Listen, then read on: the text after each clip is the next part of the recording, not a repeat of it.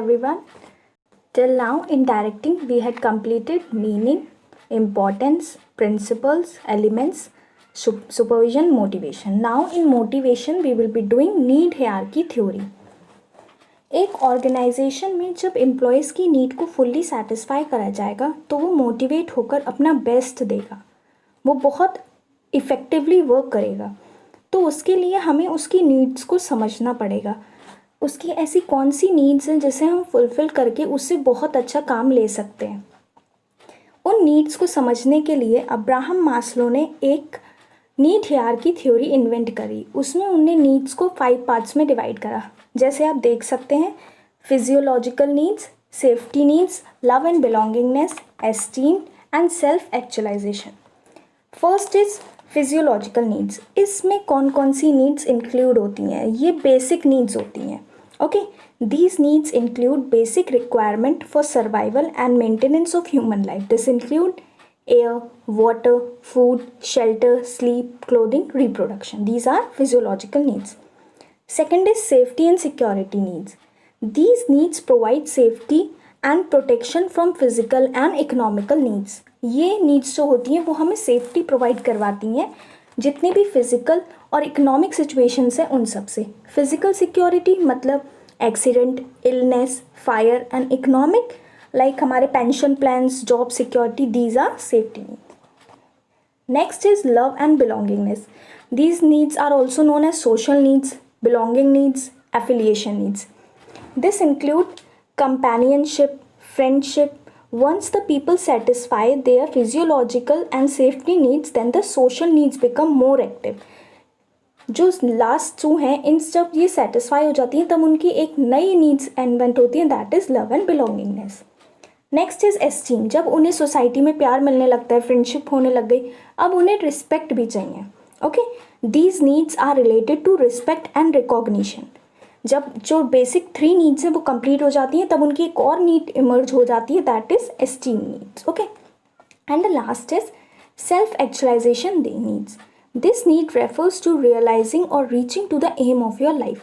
सारी needs fulfil करने के बाद कि हमारा बेसिक एम क्या है लाइफ का, दैट इज़ सेल्फ एक्चुअलाइजेशन, जिसमें हमें अचीवमेंट ऑफ गोल मतलब हमारी लाइफ का एक बेसिक जो एम है वो क्या है, that is need hierarchy theory. Now financial and non financial incentives. अब हम एक एम्प्लॉयज़ को ऑर्गेनाइजेशन में मोटिवेट करेंगे तो उसे कुछ ऐसे इंसेंटिव्स देंगे जिससे वो मोटिवेट हो.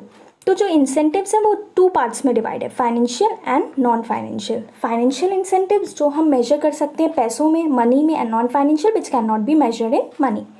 तो फर्स्ट इज फाइनेंशियल इंसेंटिव्स. पे एंड अलाउंस. पे एंड अलाउंस क्या होता है? जब एक सैलरी में रेगुलर इंक्रीमेंट होता है हर साल, ओके, वो एक तरीके का गुड मोटिवेशन होता है. जो अच्छे वर्क करते हैं उनका रेगुलर इंक्रीमेंट होता है. Pay and allowance. Profit sharing.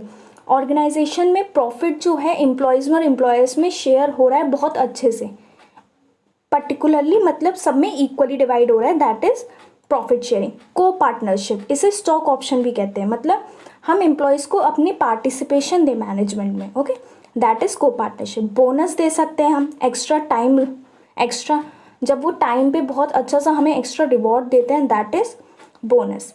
Commission is working under common incentive. अब जब वो बहुत अच्छा वर्क कर रहे हैं, सेल्स अच्छी कर रहे हैं, तो जो उन्हें सैलरी के साथ जो चीज़ मिलती है दैट इज़ कमीशन. और भी चीज़ें होती हैं like retirement benefits, provident fund, gratuity etcetera to motivate people. Next is non financial incentives. इसमें क्या है? स्टेटस. उन्हें एक रैंक दे दी गई, अथॉरिटी दे दी गई जिससे कि वो मोटिवेट हो जाए. Okay, organizational climate. It refers to relation between superior and subordinate. एक अच्छा सा क्लाइमेट बना दिया ऑर्गेनाइजेशन का जिससे बहुत अच्छे से मेंटेन हो उनके relation. Next is career advancement. उन्हें बहुत प्रमोशनल अपॉर्चुनिटी दी एम्प्लॉयज़ को जिससे कि उनकी और इन्हेंसमेंट हो जाए. जॉब एनरिचमेंट मतलब उन्हें चैलेंजिंग जॉब दी जिससे कि वो रोज़ एक मर्रे का काम कर रहे हैं एक तरीके का, तो उन्हें चैलेंजिंग जॉब दी जिससे कि वो और मोटिवेट होकर कि हाँ हम अच्छा काम करेंगे तो हमें दूसरी जॉब्स भी दी जाएंगी, ऑफर करी जाएंगी, that is job enrichment. And job security, you know, जब हम एक सिक्योरिटी देंगे, हम टाइम बॉन्डिंग बनाएंगे एक एम्प्लॉयज़ और ऑर्गेनाइजेशन के बीच में, लाइफ टाइम बॉन्डिंग, कि हाँ आप हमारे परमानेंट एम्प्लॉयज़ रहेंगे, that is job security. This completes our motivation. Next is leadership.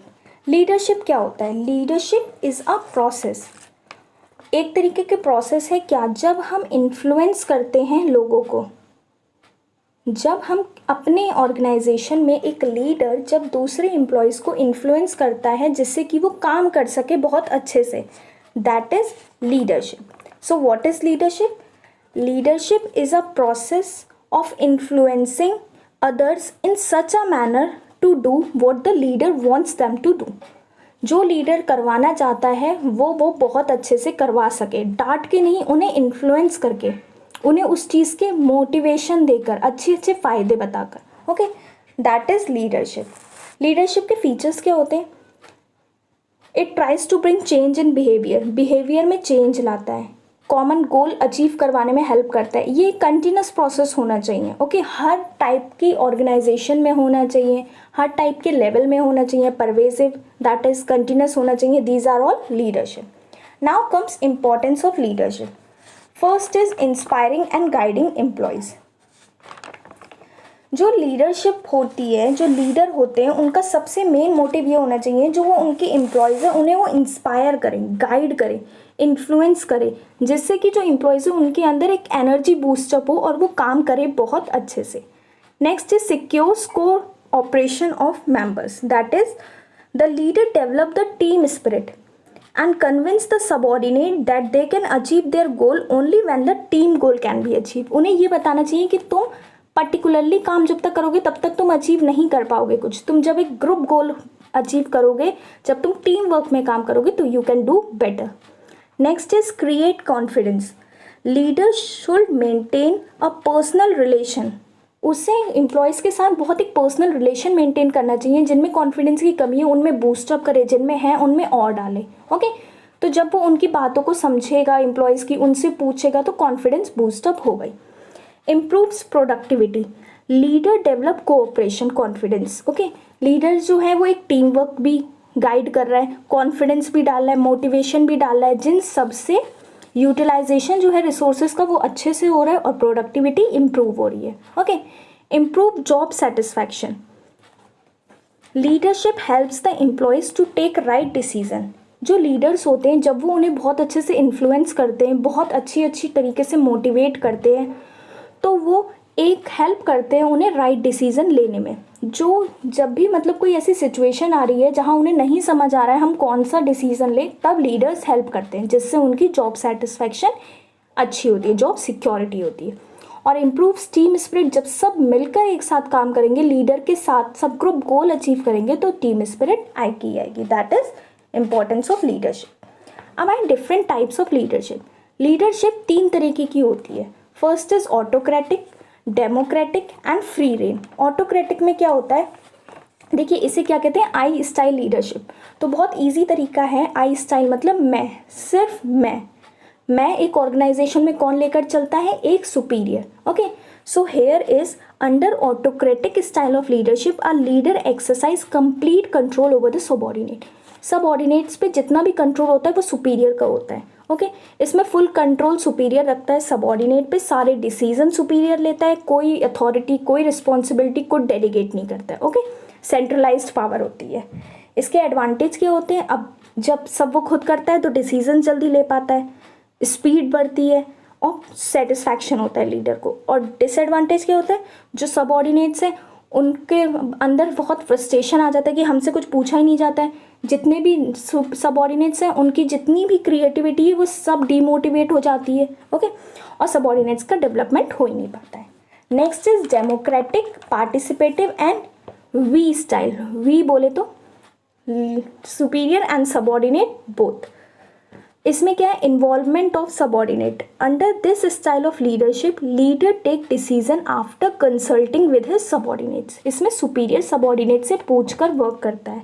Okay, इसमें और क्या क्या होता है? Freedom of thinking and expression. सबको एक चांस दिया जाता है. आपको जो भी प्रॉब्लम है वो भी बताइए और जो सजेशंस है आप वो भी बताइए. इसके एडवांटेज क्या होते हैं? जॉब सेटिस्फैक्शन इंप्रूव करता है, डिसीजन मेकिंग इंप्रूव करता है, लेबर मतलब जितनी भी लेबर एब्सेंटीज होती है, मतलब जो सबऑर्डिनेट्स इन्वॉल्व नहीं होना चाहते हैं वो भी इन्वॉल्व होते हैं. ओके और इसके डिसएडवांटेज क्या होते हैं, डिसीजन में डिले होता है जब सबसे कंसल्ट करके लिया जाता है, कभी कभी ये पॉजिटिव भी नहीं रहता है, और इसमें अकाउंटेबिलिटी फिक्स करने में बहुत डिफिकल्टी होती है। अगर कुछ गलत हो गया तो सुपीरियर कहते हैं हमने तो सबॉर्डिनेट्स पे डाल दिया था, और सबॉर्डिनेट्स कहते हैं हमने सुपीरियर पे डाल दिया था। That is democratic. Now comes free rein, it is you style of leadership. You मतलब ओनली सबॉर्डिनेट्स। इसमें जो है सारा कुछ जो सुपीरियर है वो सबॉर्डिनेट्स पे डाल देता है।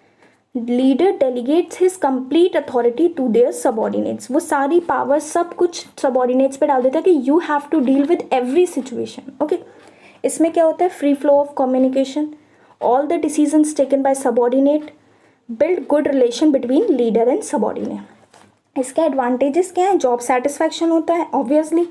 ओके डेवलपमेंट ऑफ सबॉर्डिनेट बहुत होता है, जब उन्हें चांस दिया जाता है उनकी क्रिएटिविटी इन्हेंस करी जाती है, उन वो सब डिसीजन मेकिंग करते हैं तो उनका डेवलपमेंट होता है। जितनी भी सबॉर्डिनेट्स की कैपेसिटी है, उनका पोटेंशियल है, उसको फुल यूटिलाइज करा जाता है। इसके डिसएडवांटेज क्या है, अब सुपीरियर बिल्कुल गाइड नहीं करता है तो कभी कभी ये गलत भी हो जाता है।